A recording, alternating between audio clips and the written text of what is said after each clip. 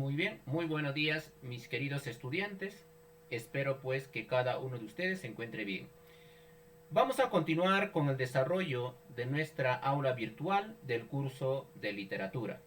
El tema que vamos a tratar en esta oportunidad va relacionado a la corriente literaria del Renacimiento. De igual manera, el propósito de nuestra sesión es conocer las características y representantes del Renacimiento.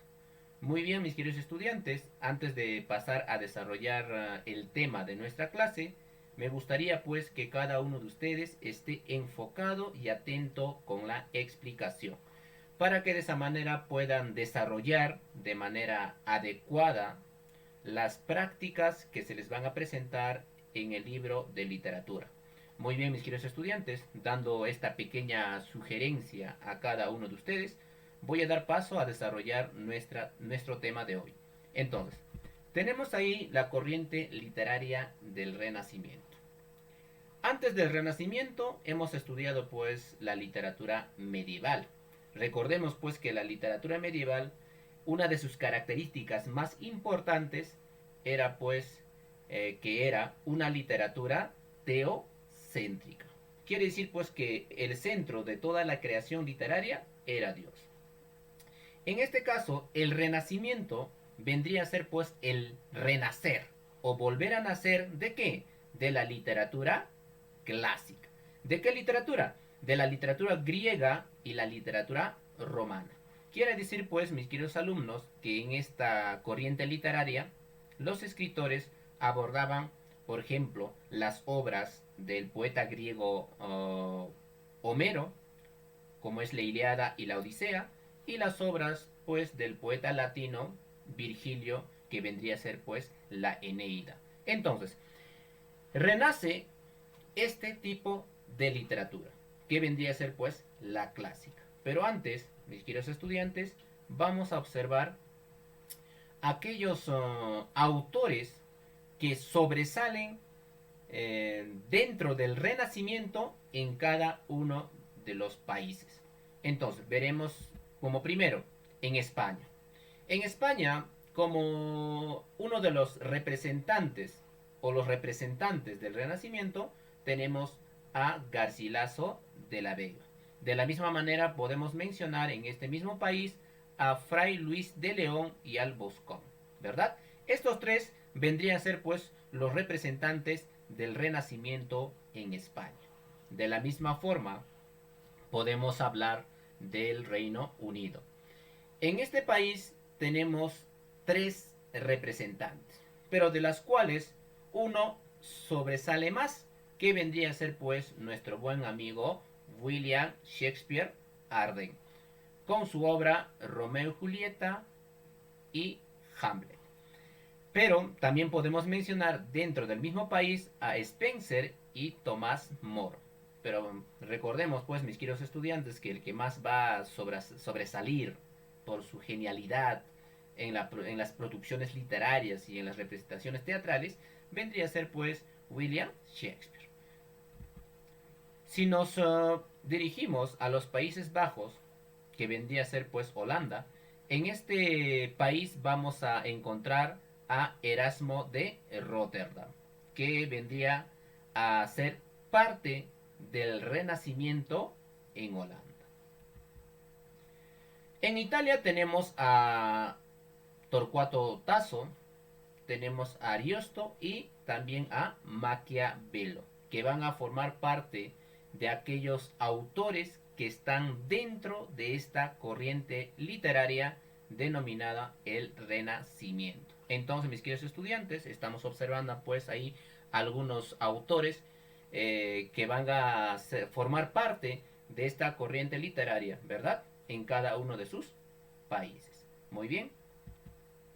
En Francia tenemos a Rabelais, a Montaigne y Rousseau, ¿no? Que vendrían a formar parte de aquellos escritores que van a tener en sus obras esas características propias del Renacimiento. Muy bien, ahí estamos observando pues un panorama un poco más amplio de lo que vendría a ser pues los autores que forman parte de esta corriente literaria. Muy bien, dando este adelanto, mis queridos estudiantes, vamos a dar paso a conceptualizar esta corriente.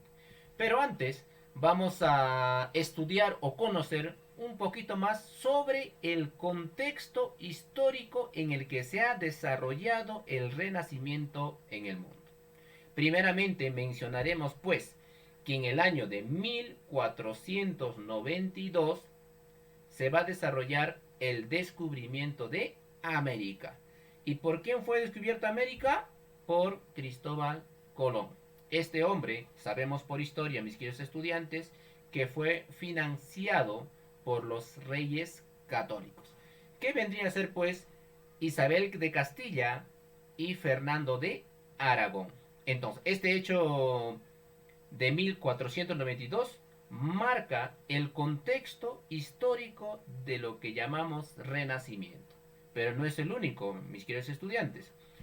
Como segundo, en el año de 1445 se inventa la imprenta. ¿Por quién? Por Gutenberg.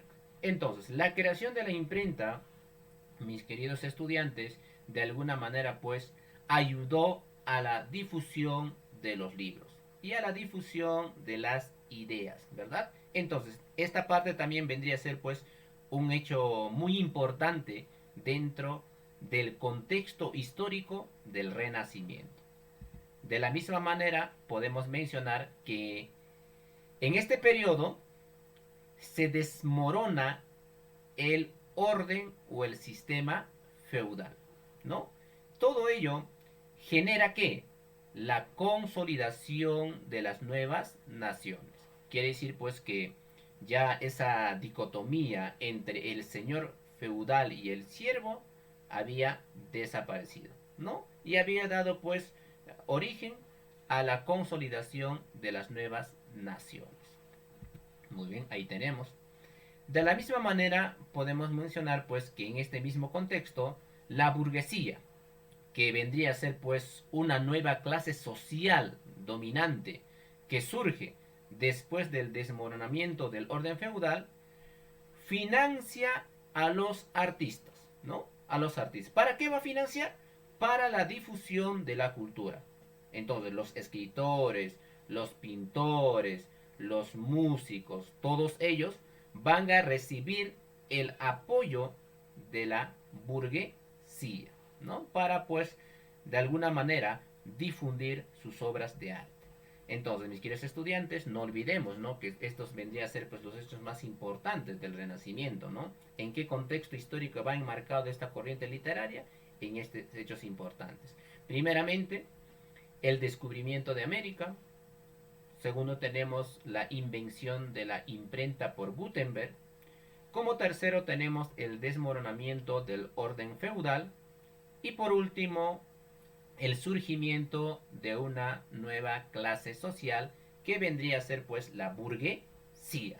Esta clase social va a financiar a todos los artistas de esa época para que ellos difundan su arte y su cultura. Entonces, mis queridos estudiantes, estamos viendo ese contexto, ese panorama del Renacimiento.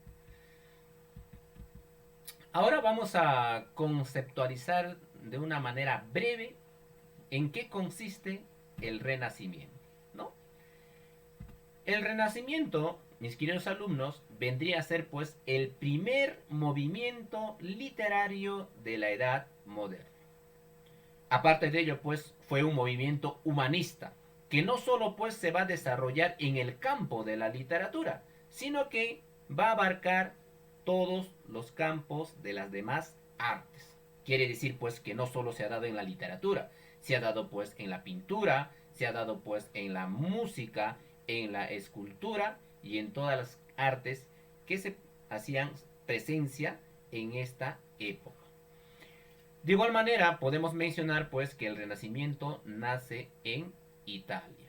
Y recordemos también, mis queridos alumnos, pues que aquel autor que da inicio a esta corriente literaria y se le considera dentro del pre-renacimiento vendría a ser pues nuestro buen amigo Dante Alighieri. Entonces, nace en Italia el Renacimiento. a mediados del siglo XV y va a alcanzar de alguna manera el esplendor, ¿no?, en toda Europa durante el siglo XVI. Entonces, no olvidemos estos datos importantes, mis queridos alumnos, en relación a esta corriente literaria. Primer movimiento literario de la Edad Moderna. Aparte de ello, pues es un movimiento humanista, ¿no?, que no solo se va a dar pues en el campo de la literatura, sino que va a abarcar las demás artes. Aparte de ello, podemos mencionar que surge en Italia a mediados del siglo XV y se va a desarrollar rápidamente durante el siglo XVI. Entonces, esa vendría a ser pues el concepto resumido de esta corriente. Ahora, vamos a mencionar las características más importantes, las características más sobresalientes de esta corriente literaria. Primeramente diremos pues que imitaron la literatura greco-latina. Como ya hemos mencionado, quiere decir pues que los escritores de esta corriente literaria tomaron como base la literatura clásica. En este caso, ¿qué literatura? La literatura greco-latina. Quiere decir la literatura griega y la literatura romana. En este caso podemos deducir pues que estos escritores de alguna manera pues trataron de leer, ¿no?, trataron de tomar como base a las obras de Homero, como la Ilíada y la Odisea. Podemos también decir que tomaron como base las obras de Hesiodo con su obra La Teogonía, y también pues a Virgilio con su obra La Eneida. Entonces, por esa razón pues que el Renacimiento es volver a nacer. ¿Qué vuelve a nacer? La literatura clásica. Entonces, imitaron este tipo de literatura. De la misma manera, al igual que la literatura clásica, fue antropocéntrica. ¿Por qué se dice que fue antropocéntrica? Porque el hombre es el centro de toda la creación y la preocupación literaria. Todo el quehacer literario va a girar en torno al hombre, ¿no? Esta también pues toma de la literatura clásica. De la misma manera podemos mencionar, mis queridos alumnos, que el Renacimiento busca constantemente la belleza. ¿Mediante qué? Mediante el uso de un lenguaje sencillo y natural, de un lenguaje fácil de entender. Muy bien, ahí está, búsqueda de la belleza, predominio de la razón, ¿no? Predominio de la razón, de la ciencia. Valoración de la naturaleza y de la acción, ¿no? Entonces los hombres, los escritores de aquella época del Renacimiento, de alguna manera pues van a tratar de valorar la naturaleza y las acciones que se van a desarrollar dentro de ella. Tuvo como base filosófica el humanismo, ¿no? Eso ya lo hemos mencionado en el concepto, ¿no? La base filosófica del Renacimiento, mis queridos estudiantes, vendría a ser pues el humanismo. En cada una de sus obras, estos autores van a buscar ese equilibrio entre fondo y forma. Ese equilibrio entre la estructura de la obra y el contenido, ¿no? Para que tenga pues una estabilidad. Muy bien. De igual forma, pues, el Renacimiento va a la par con los avances científicos y tecnológicos. Muy bien. Presenta una finalidad estética. Quiere decir, pues, que se abandona la finalidad didáctica medieval. Entonces, quiere decir, pues, que si dentro de la literatura medieval las obras y los escritores priorizaban su finalidad medieval, en este caso, dentro del Renacimiento, pues se va a priorizar la finalidad estética, ¿no? La finalidad poética. Entonces es totalmente pues opuesto a la literatura medieval. Entonces, mis queridos amigos, no olvidemos, estas vendrían a ser pues los rasgos más característicos de esta corriente literaria. Muy bien. Ahora, vamos a mencionar aquellos autores que van a formar parte de esta corriente literaria. ¿no? Existen un conjunto de autores, ¿no? Que por las características, por las particularidades de sus obras, van a pues ser incorporados dentro de esta corriente literaria. Pero a continuación vamos a mencionar aquellas que son un poquito más resaltantes. Dentro de ellas vamos a ver a este hombre. ¿Quién vendría a ser? Este vendría a ser pues Ludovico Ariosto. ¿Qué obra publicó este hombre? Publicó pues la obra Orlando Furioso. De la misma manera tenemos a este señor. ¿Quién vendría a ser? Francisco Rabelais, ¿no? Francis Rabelais. ¿Qué ha publicado? Ha publicado pues su obra más resaltante, que vendría a ser pues Gargantúa y Pantagruel.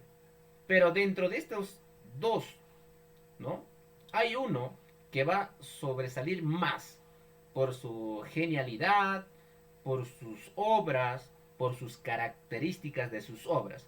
Este personaje vendría a ser pues lo que vamos a ver a continuación. Yo sé que el nombre de este personaje está en la mente de cada uno de ustedes. No por algo pues es considerado como uno de los genios de la literatura universal, ¿no? Ya bien decía pues un crítico literario, ¿no? Si Italia tiene pues a Dante Alighieri con su obra La Divina Comedia, y si España tiene a Miguel de Cervantes Saavedra con su obra Don Quijote de la Mancha, y si vamos un poquito más atrás, dentro de la literatura clásica griega, tienen pues a Homero con la Ilíada de la Odisea, y si hablamos de la literatura latina, tienen a Virgilio con la Eneida. Los ingleses también tienen a este hombre, que por la crítica, pues, mis queridos alumnos, es considerado, pues, como uno de los genios de la literatura universal, por presentar obras de gran nivel y calidad. Este vendría a ser, pues, mis queridos amigos, este señor, William Shakespeare Arden, que ha publicado, pues, un conjunto de obras, ¿no? Pero de entre ellas podemos encontrar la obra Romeo y Julieta, ¿no? Que es una obra pues que trata del conflicto y del amor, ¿no? Del conflicto entre dos familias que vendría a ser pues los Capuleto y los Montesco. Y dentro de ella también se va a narrar pues el amor pasional, ¿no? De Romeo y Julieta, ¿no? Que a continuación vamos a desarrollar un poquito más, mis queridos estudiantes. Muy bien, nos vamos a abocar en William Shakespeare Arden. El verdadero nombre de este hombre vendría a ser pues Julius Filius Johannes Shakespeare, que nació pues en el año de 1564. ¿Y cuando fallece? En el año de 1616, ¿no? Ese año fallece pues el genio de la literatura universal, ¿verdad? Entonces, ¿cuáles vendrían a ser sus calificativos que se le atribuye a este gran dramaturgo inglés? Vendría a ser lo siguiente, mis queridos alumnos, y no olvidar porque son pues preguntas de examen de admisión. Lo primero, el cisne de Avon. La primera, ¿no? El cisne de Avon. El segundo vendría a ser poeta de poetas. Y por último tenemos pues el cuervo advenedizo.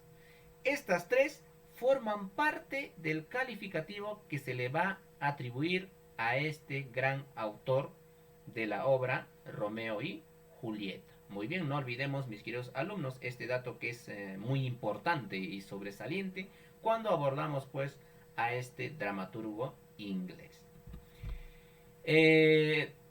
Por su trabajo, por su trayectoria, por su obra innovador, es considerado, mis queridos alumnos, no olvidar, como el padre del teatro inglés. Padre del teatro inglés. Muy bien.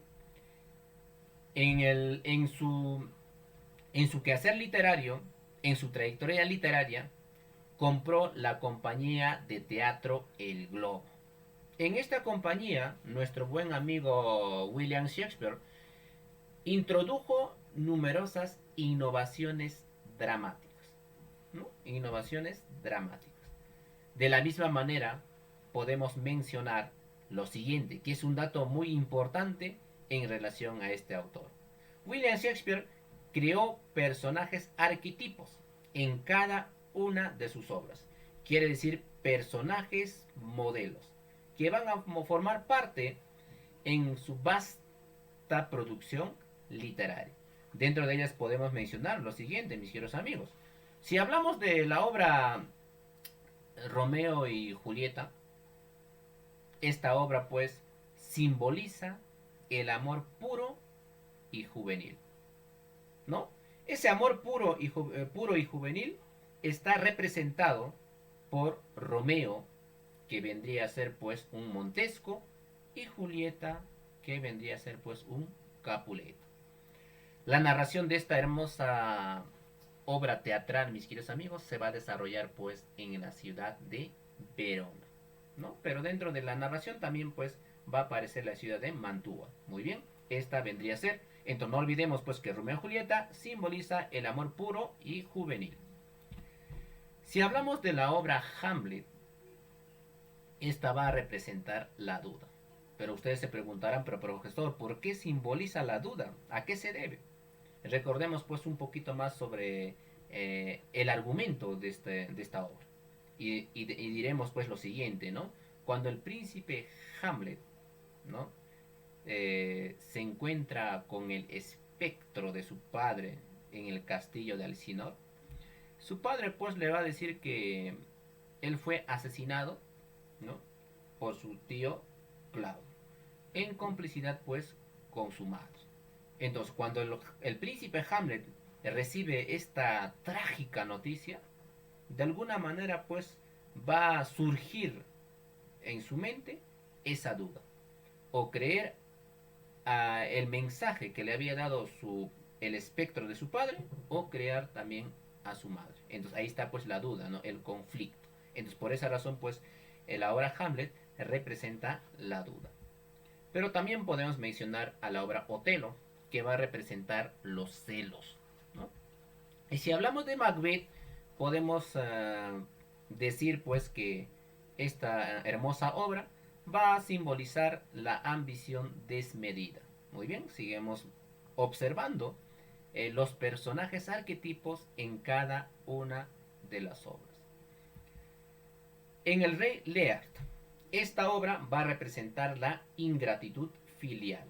Y si pasamos a mencionar a la obra Sherlock, esta va a representar al avaro y codicioso, ¿no? Ahí está, tenemos ahí al avaro y el codicioso dentro de la obra mencionada. Entonces, en facilidad vamos a mencionar que representa al galanteador farsante. Ahí estamos observando, mis queridos estudiantes, mis queridos amigos, esos personajes modelo o arquetipo que se van a presentar dentro de la obra de William Shakespeare, ¿no? En Romeo y Julieta, el amor puro entre estos dos protagonistas, la duda en Hamlet, en el príncipe Hamlet, los celos en Otelo, la ambición en Macbeth, la ingratitud filial en el Rey Lear, la avaricia y la codicia dentro de Sherlock, y al galanteador farsante y Fashlag. Entonces, esta vendría a ser, pues, de alguna manera, mis queridos amigos, un pequeño resumen de este gran autor inglés, William Shakespeare. A continuación vamos a mencionar el aspecto o la estructura externa de la obra Romeo y Julieta. Mencionaremos lo siguiente, ¿no? Esta obra, mis queridos amigos, no olvidar que está basada en el cuento de los amantes de Verona. O sea, William Shakespeare se basó para escribir esta hermosa tragedia en el cuento, pues, Los amantes de Verona. Ahí tenemos.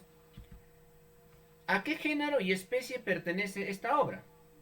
Sé que cada uno de ustedes ya conoce, lo ha leído, ¿no? Constantemente esta obra. Y podemos mencionar pues que pertenece al género dramático y a la especie tragedia. Pero cada uno de ustedes se estará preguntando, pero profesor, ¿por qué? ¿Por qué Romeo y Julieta pertenece al género dramático y especie tragedia? Pertenece al género dramático porque tiene que porque puede estar representada ante un público. Y dentro de ella podemos encontrar pues un conjunto de diálogos entre los personajes. De la misma manera, si tomamos en cuenta la estructura de la obra, por ejemplo, podemos ver que la obra pues está dividida en actos y escenas, ¿no? En actos y escenas que pueden ser pues representadas en un teatro ante un determinado público. Y por estas características que presenta la obra Romeo y Julieta, lo podemos dirigir al género dramático. Pero ¿por qué especie tragedia? Porque presenta un final trágico, un final funesto. Imagínense pues, ¿no? Ni el amor pudo, ¿no? Ni el amor pudo contra la muerte de los protagonistas, contra la muerte de Romeo y la muerte de Julieta. Aparte de ello, pues, es género o pertenece a la especie tragedia porque los protagonistas se enfrentan a su destino sin tener éxito. Muy bien. ¿Cuál vendría a ser el tema principal de la obra? ¿No? Que gira, ¿no? El tema principal vendría a ser pues lo siguiente: el amor y la pasión desbordante y frenética. ¿De quiénes? De los enamorados que los conduce a la muerte. Entonces, todos los hechos, todos los acontecimientos de esta hermosa historia, mis queridos amigos, va a girar en torno a este tema principal, que vendría a ser pues el amor y la pasión desbordante y frenética de los enamorados. En este caso, Romeo y Julieta, que los va a conducir a la muerte. Muy bien. De la misma manera vamos a mencionar un poquito más sobre el escenario.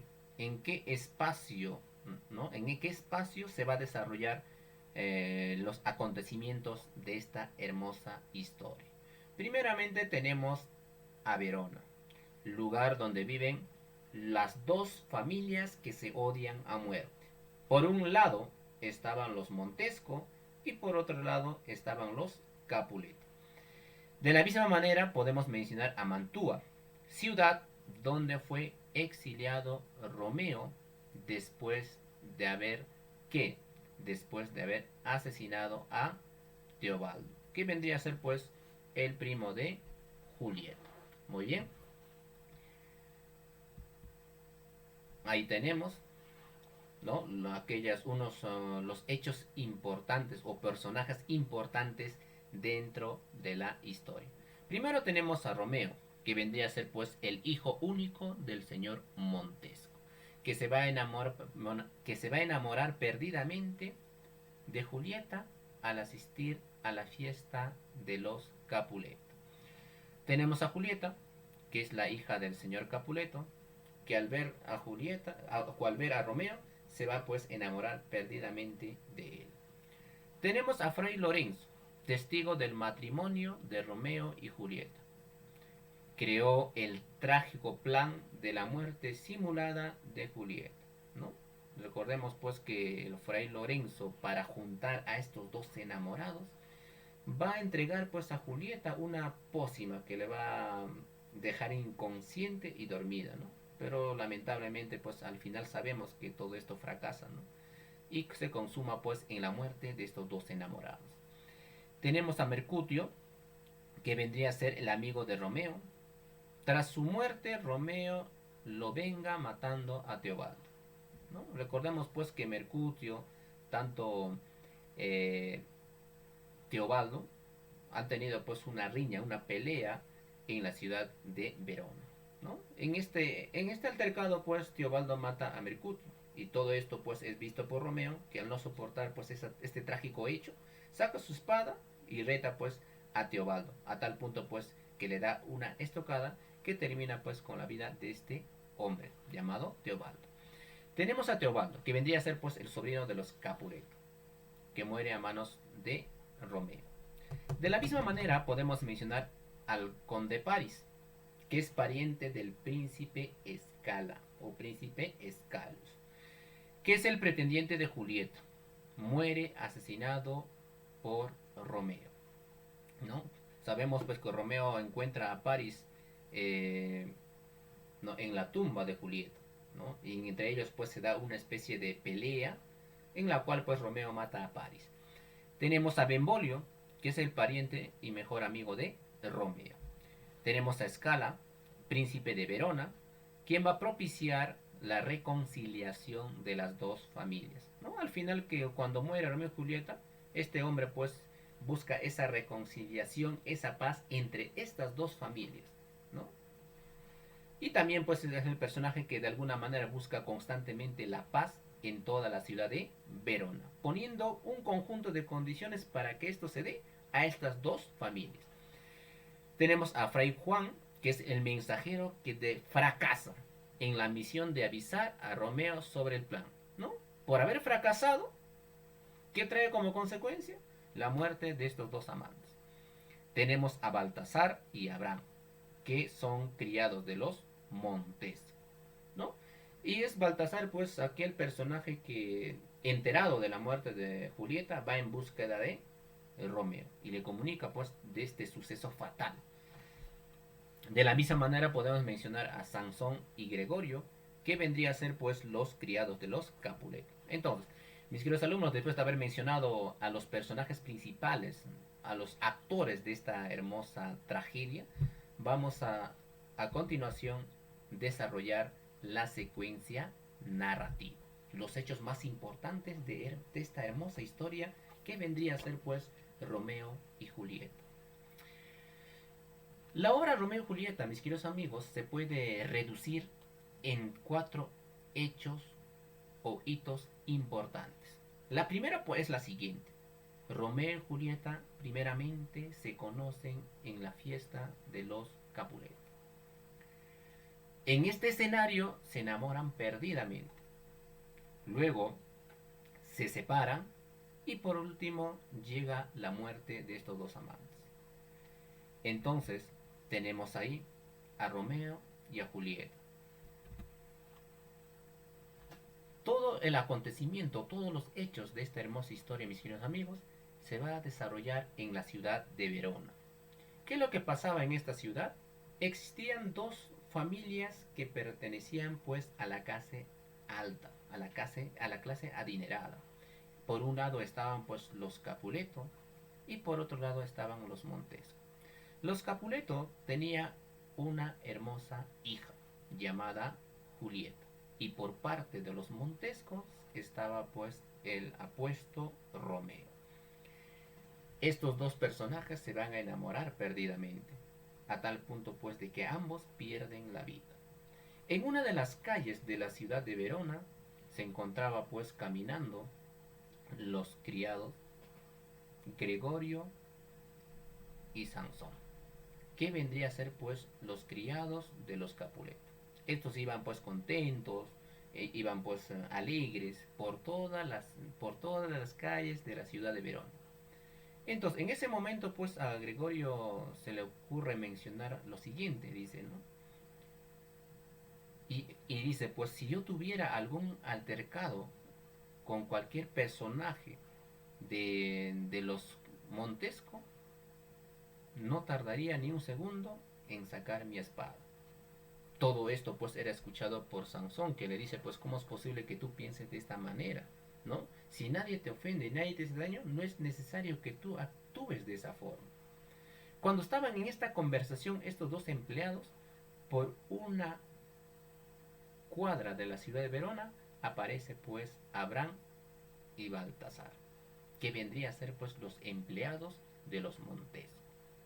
En eso pues San Gregorio le dice a Sansón, ¿no? Voy a pasar por frente de estos hombres que repudio pues desde la cabeza hasta los pies y voy a empezar a chuparme los dedos para que de alguna manera pues encontrar una pequeña disputa entre ellos y nosotros. Pero en eso pues Sansón le dice, bueno, ¿cómo es posible que tú actúes de esa manera? Si ellos no nos hacen nada, no nos hacen daño, no es necesario que tú te comportes de esa forma. Pero Gregorio pues hace caso omiso a todos los consejos de su amigo Sansón. Y rápidamente pues pasa por delante de Abraham y Baltasar y empieza pues a chuparse los dedos. En eso pues esa manía que tenía Gregorio no le ha gustado pues a Abraham y Baltasar, que rápidamente empiezan pues a decirle por qué se comportaba de esa manera, ¿no? Entonces, en eso pues empiezan a discutir, ¿no? Empieza pues a darse un conflicto verbal entre estos cuatro personajes. Cuando estaba en esa situación, ¿no? Aparece pues en escena Benvolio. Benvolio pues vendría a ser el amigo de los Montes, ¿no? Pero cuando ya Benvolio llega, también aparece pues Teobaldo, que dice pues cómo es posible que estos hombres empiecen pues a ofender a la gente que vivía dentro de la casa de los Capuleto. Y empieza ya pues una trifulca entre estos hombres. Y también aparece, ¿no?, en la escena el, el señor el señor Montesco y la señora también. Y dice pues el señor Montesco totalmente irritado, totalmente enojado, dice pues no, señora, tú dame mi espada, ¿no? Que no voy a permitir pues que estos hombres ofendan a mis empleados. Pero la señora pues le dice, no, ¿cómo es posible que tú te metas en esta riña, en esta pelea, ¿no? En vez de darte pues una espada, te daré pues el bastón, porque ya viejo estás, le dice, ¿no? Cuando estaba en esta situación, mis queridos estudiantes, aparece pues el príncipe Escala, que calma a estos dos grupos y le dice pues que por ningún motivo él va a permitir que se derrame sangre en su ciudad, dando ya pues la paz y la tranquilidad a estas dos familias. Llegan pues, ¿no? ¿A dónde? Escala le empieza a condicionar que se tienen que comportar bien si ellos quieren vivir en esa ciudad. Luego, el conde Paris, pide la mano de Julieta a los Capuleto, ¿no? Para que se case con ella. Pero pues en primera instancia el señor Capuleto pues no quiere entregarle la mano de su hija, porque aduce pues que ella recién está pues a flote de su juventud. Aparte de ello pues solo tenía 14 años. Pero en eso París dice pues no, sabemos y conocemos pues que en esta ciudad de Verona existen madres y existen esposas de 14 y 15 años. Y no sería pues la única mujer, ¿no?, refiriéndose a Julieta, que se case pues a los 15 años con un hombre. Cuando estaba pues en esta situación pues ya le dice, bueno, vamos a ver, le dice pues, ¿no?, si mi hija pues accede y acepta casarse contigo, querido Paris, yo no seré nadie para negar. Pero me gustaría pues que usted asista a una fiesta que yo voy a celebrar, dice, ¿no?, una gran fiesta. Me gustaría que tú vengas y hablemos pues del plan del matrimonio en ese momento. El señor Capuleto pues llama a su sirviente, a su siervo, y le entrega pues la relación de un conjunto de personajes que van a ser pues invitados a esa fiesta que él está organizando. El sirviente pues obedece las órdenes de su amo, y cogiendo rápidamente el agua que le había entregado, ¿no?, le había dado, se dirige pues a la calle en busca de aquellos hombres. Pero a mitad del camino se entera pues que él no sabía leer, ¿no? Y en eso pues, en ese trayecto se encuentra con Romeo y se encuentra también con Benvolio. Y le pide pues, buen mozo, yo sé que usted sabe leer y me gustaría pues que dice en esta hoja. A lo que Romeo al leer dice pues no, sí, es una invitación para tal persona, para aquel persona, para tal persona, ¿no? Y al final dice pues también es invitada la hermosa Rosalía. Al ver el nombre de su amada con quien Romeo moría pues de amor, ¿no?, y empieza pues a sentirse acongojado, triste, melancólico, porque él pues amaba pues mucho a Rosalía, pero ella pues no le correspondía. ¿Qué es lo que pasa después?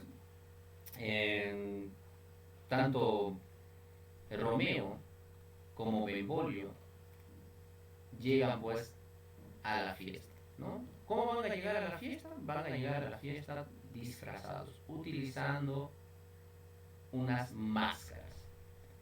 Entonces, en este contexto, ¿no?, tanto Romeo como Benvolio y Mercucio ingresan a la gran fiesta. Pero Romeo no quiere hacer nada, ni siquiera quiere bailar, y dice, pero no, yo me voy a quedar en este lugar, ¿no?, yo no voy a bailar con nadie, ¿no?, porque todo su corazoncito, todo su amor pertenecía pues a Rosalía. Y empezaba a buscar con los ojitos a esta hermosa dama, ¿no?, para de alguna manera contener, ¿no?, esas ganas y esa emoción que tenía al verlo. En eso, de un momento a otro, pues aparece en la gran fiesta la hija de los Capulet, que vendría a ser pues la bella Julieta. Al ver a Julieta, Romeo se enamora perdidamente de ella y olvida de plano a Rosalía. Se acerca lentamente a ella, la toma de las manos y empieza pues a bailar. Y al no soportar ya la pasión desbordante que sentía pues en su diminuto cuerpo nuestro buen amigo Romeo, le da un beso. Beso pues que fue correspondido por Julieta. Pero como Romeo está enmascarado, más enmascarado, Julieta no sabía pues quién era ese hombre, ¿no? Luego sale Romeo pues totalmente contento y feliz por todo lo que había pasado en la gran fiesta, enamorado hasta los huesos de esa bella dama llamada Julieta. Salta las tapias del jardín de Julieta y se dirige al lugar, ¿no? Ahí está pues Julieta, toda ella, toda hermosa en su balcón. Ahí pues en ese preciso instante pues se da una hermosa conversación y un hermoso diálogo entre los dos personajes, donde se profesan amor constante, donde se profesan amor eterno, donde, donde Julieta reniega por tener ese apellido Montesco de su amado. Pero Romeo dice, pues si tú quieres, no te fijes en el apellido, ¿no? Si tú quieres puedes llamarme como tú quieras, ¿no? Y dejar este apellido de lado para consumar nuestro amor. Al salir del encuentro de su amada, Romeo rápidamente se dirige donde el fray Lorenzo, que no, ahí, ¿no? Está ahí comunicándole pues que se ha enamorado perdidamente de una hermosa mujer. Y fray Lorenzo le dice, seguramente sigues insistiendo a Rosalía. Pero Romeo ahí dice, pues ¿de qué me hablas? ¿Quién es Rosalía? ¿No? Ya que ahora en adelante mi corazón pertenece a Julieta, la Julieta de los Capulet. Entonces sale ahí y le dice pues padre, quiero que usted me case, ¿no? Y el padre pues accede al pedido de Romeo. En ese preciso también cuando sale a las calles encuentra pues con la nodriza de Julieta y le comunica pues Romeo que vaya donde Julieta y que le diga pues que, no, que se van a casar y que el padre Lorenzo había aceptado unirlos de esa manera. Romeo y Julieta se casan, ¿no? En secreto, sin que sus padres sepan de todo de este hecho. Cuando se casan, Romeo está contento y está feliz, y está emocionado porque tiene a la mujer que amaba y a la mujer que añoraba. Pero cuando sale a las calles, encuentra pues una trifulca, una riña entre Teobaldo y Mercurio. En eso pues Teobaldo se dirige a Romeo y le empieza a increpar, ¿no? Y le dice pues cómo es posible que tú te hayas atrevido pues a haber ingresado a la gran fiesta de los Capuletos y tú habías disfrazado. Pero Romeo le dice pues calma, ¿no? Calma, yo no tengo nada contra ti, yo no quiero pelear. Pero en eso pues ya aparece, ¿no? Se mete pues Mercucio y entre Mercucio y Teobaldo pues empieza a dar empieza batalla, una riña entre ellos, ¿no? Y Romeo empieza a separar a estos dos hombres, pero en vez de separarse perjudica a su amigo, que aprovechando estas circunstancias Teobaldo pues, ¿no? Con la espada inviste en el cuerpo de Mercucio. Mercurio se queja primeramente de gran dolor y cae muerto. Viendo toda esa situación de que su amigo había fallecido a manos de Teobaldo, Romeo pues reta a este hombre, ¿no? Entre ellos se va a dar pues una batalla, a tal punto pues que Romeo mata a Teobaldo. Cuando mata a Teobaldo, toda la gente empieza pues a conglomerarse en el lugar, en el escenario, todo ello. Y en este preciso instante pues Romeo escapa y va donde Fray Lorenzo. Y le dice pues todo lo que había sucedido. Y este sacerdote le aconseja a Romeo que escape de Verona y que se vaya pues a Mantua, ¿no? Porque de ahí pues ha sido desterrado a la ciudad de Mantua. Pero antes le pide pues que pasa y se despida de Julieta. Ayudado de una hermosa escalera, Romeo pues llega al balcón de Julieta. Entre ambos se da otro diálogo amoroso, entre ellos un amor pasional, a tal punto que estos dos amantes consuman su amor en la alcoba. El padre está empeñado en comprometer a Julieta con el conde Paris, aduciendo pues que él vendría a ser pues una persona pues que le haría pues el bien a Julieta, ¿no? Que le correspondía su amor todo ello. Pero pues Julieta no quiere, porque a la persona a quien ama es a Romeo, y aparte de ello pues ella está casada con él. Julieta se va rápidamente en búsqueda del fray Lorenzo con la excusa de confesarse con él. En ese momento pues fray Lorenzo pues trata de ayudar a Julieta y le dice pues que él va a preparar un gran brebaje que le va a ayudar pues que ella vaya pues con Romeo. Entonces le entrega una pócima y le dice: tú te vas a casar un día jueves, pero quiero que te tomes esta pócima un miércoles en la tarde. Entonces tú vas a estar tendida como si fueras, como estuvieras muerta. Todos pensarán lo mismo, pero yo sabré pues que todo ha sido un plan para juntarte con Romeo. Fray Lorenzo, ¿no?, envía pues a Fray Juan para que le entregue una carta de todo lo que habían planeado a Romeo.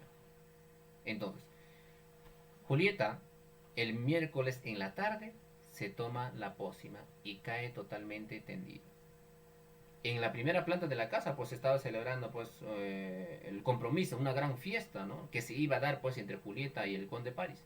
Pero en el segundo piso pues Julieta ya estaba tendida como si fuera, como si estuviera muerta.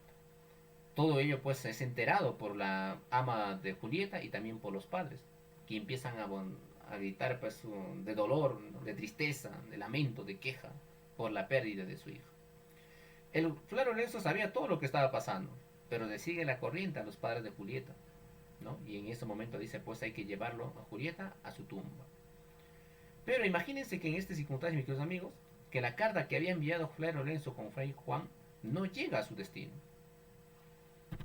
Pero regresa ahí Fray Juan, ¿no? Y le dice pues no, que no pude darle la carta. Pero aquí tenemos el criado de Romeo, que vendría a ser Baltasar, que rápidamente enterado de la muerte de Julieta, va en búsqueda de Romeo y le comunica pues que está feliz, que está contento, y él también debe estar contento. Y Romeo le dice: ¿por qué voy a estar contento, no? Porque ha muerto la hija de Luis Capuleto. ¿De quién estás hablando? De Julieta. Enterado del amor de su vida, del amor del galán de su vida, Romeo pues no da tregua más al asunto y rápidamente se dirige a Verona. Se dirige a Verona y va directamente a la tumba de Julieta. En eso se encuentra con Juan de París y empiezan entre ellos también una discusión y una disputa entre ellos dos. Y ahí en ese momento pues Romeo mata a París. Ingresa rápidamente al mausoleo y encuentra pues ahí pálida y muerta a su hermosa Julieta. Y empieza a quejarse, a llorar, todo ello, ¿no? Y al no soportar tanto dolor, queridos amigos, Romeo coge un frasco de veneno y se lo toma. Y cae tendido y muerto en los brazos de Julieta. Al momento en que caía lentamente a los brazos de Julieta, Julieta se levanta de la pócima que había tomado. Y viendo pues y notando que Romeo se había envenenado, y cogiendo el frasco en que contenía el veneno, dice lo siguiente, ¿no? No hay ni siquiera una gota para quitarme yo la vida y seguir el camino a mi amado. Y empieza pues a besar los labios para que de esa manera pues toque un poco de ese veneno y también parta con Romeo, pero no lo logra. A tal punto pues que Julieta coge la daga que traía pues consigo y se apuñala y cae muerta en los brazos de Romeo. Todo ello había sido observado por el fray Lorenzo y llegan ahí rápidamente pues también algunos familiares. Con todo este hecho se da pues una paz, una tregua, una tranquilidad entre estas dos familias y se construye una hermosa estatua en la ciudad de Verona de estos dos amantes. Muy bien, esta vendría a ser pues un pequeño resumen de esta gran obra, mis queridos estudiantes. Estudien bastante, conmigo será hasta la próxima oportunidad. Muy bien.